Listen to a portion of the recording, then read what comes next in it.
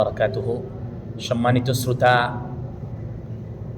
আগামী শুক্রবার জানুয়ারির 9 তারিখ আমরা আসিমগঞ্জ গেট জামে মসজিদ হজরত মৌলানা সৈয়দ সলমান মনসুরপুরি সাহাব উস্তাদে হাদিস দারুল দেওবন্দ ও প্রাক্তন উস্তাদে হাদিস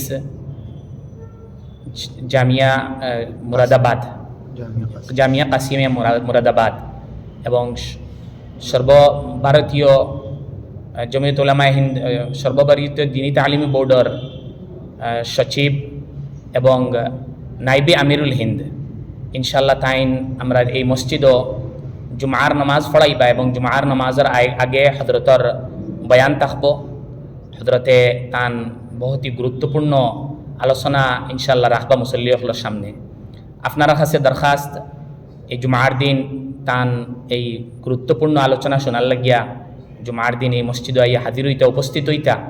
আর জুমার দিন কোর এই নমাজের টাইম যেটা একটু দেরি করে হইব, এমনি তো টাইম হইল গিয়ে আমরা ফোনে একটার সময়, কিন্তু এদিন কিছু একটু লেট করে হইব। আর তান আলোচনা ইনশাল্লাহ আরম্ভ হয়ে যাব 12:30 তাকিয়া, আর কিছু লম্বা সময় আলোচনা চলব। আর তান আলোচনার পরে ইনশাল্লাহ জুমার নামাজ আদায় হইব, খুতবা আরম্ভ হইব। তাইনও খুতবা দিবা, তাইনও জুমার নামাজ পড়াইবা। আর ইনশাল্লাহ তান গুরুত্বপূর্ণ বয়ানও থাকবো, তান দোয়াও থাকবো।